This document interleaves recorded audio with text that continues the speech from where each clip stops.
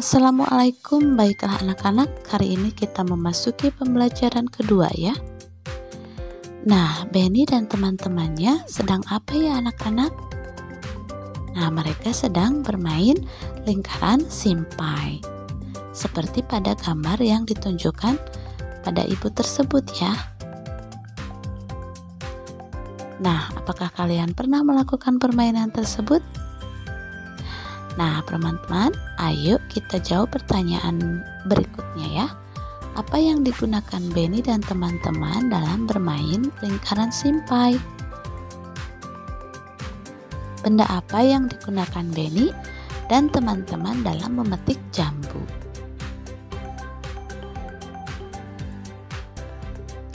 Kemudian bagaimana bentuk benda-benda tersebut?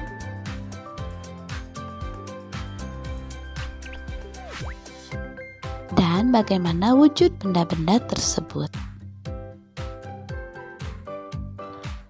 Nah, anak-anak, baiklah kita akan membaca judulnya benda padat. Benda padat banyak terdapat di sekitar kita. Benda padat mempunyai bentuk tetap, ukuran benda padat juga tetap. Contoh benda padat adalah simpai. Jika dipindahkan dari meja ke lantai, bentuk dan ukuran simpai tidak akan berubah.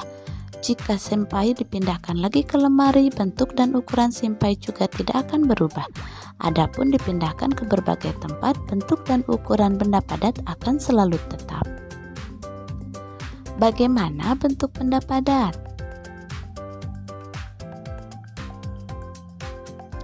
Nah, yang kedua, bagaimana ukuran benda padat?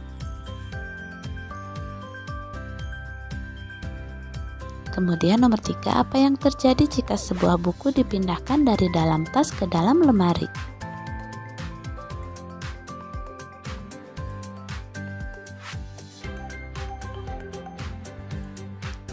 Nomor 4, bagaimana bentuk buku tersebut setelah dipindahkan?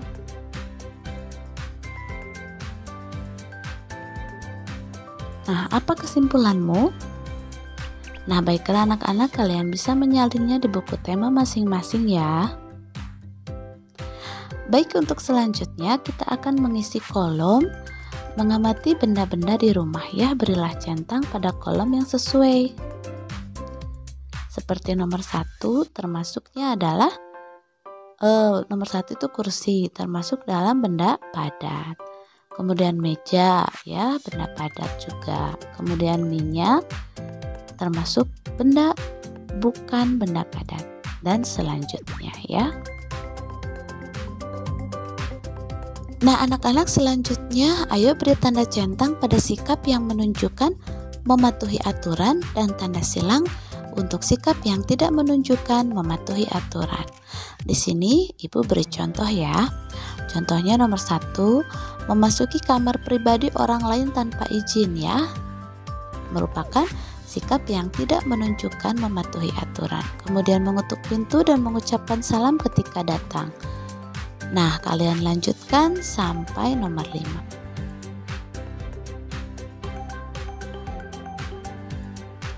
Nah, di sini ada percakapan antara Benny dan Lani ya. Kalian bisa membacanya dengan ayah bunda di rumah ya. Kita akan menjawab pertanyaan apa yang diceritakan pada teks percakapan di atas. Kemudian bagaimana menurutmu sikap Lani, Benny, dan Udin? Nah, dan yang terakhir, apa yang patut ditiru dari sikap mereka? Kalian salin ya. Teman-teman, besok Minggu ke rumahku lagi ya. Jambu di rumahku masih banyak. Kita akan membuat jus jambu bersama-sama. Baik Udin, aku pasti datang. Nanti kita ambil jambu yang banyak ya. Iya, kita main pesawat mainan juga ya. Wah, pasti menyenangkan. Ayo membaca. Membuat jus jambu biji. Benny dan teman-teman bermain di rumah Udin. Mereka membuat jus jambu biji. Mereka berbagi tugas. Benny, Udin, dan Edo bertugas memetik jambu. Lani, Siti, Dayu, dan Mei menyiapkan alat dan bahan yang diperlukan.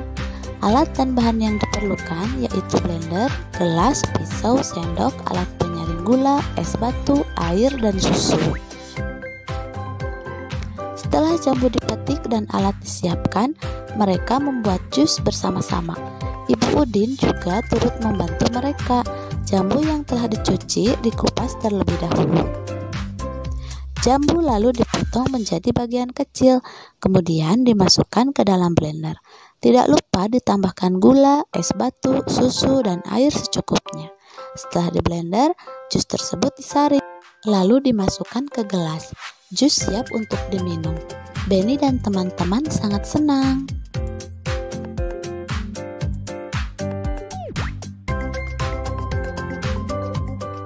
Nah, anak-anak masih ingat tidak dengan benda cair? Masih ingatkah kamu apakah benda cair itu? Apa saja benda cair yang ada di rumahmu? Benda cair berbeda dengan benda padat. Bentuk benda cair menyerupai bentuk wadahnya.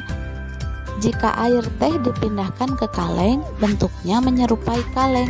Walaupun telah dipindahkan, jumlah benda cair akan selalu tetap.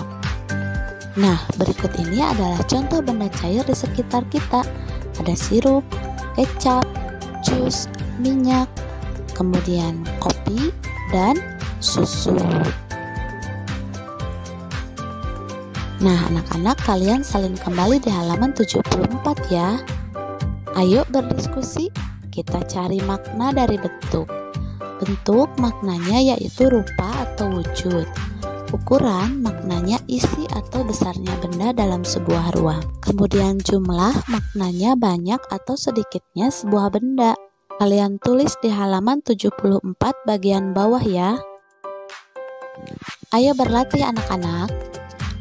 Berawali dengan perkalian bilangan dengan angka 2, yaitu dengan menjumlahkan bilangan itu sendiri sebanyak 2 kali. Contoh, 2 kali 9 sama dengan 9 ditambah 9 sama dengan 18.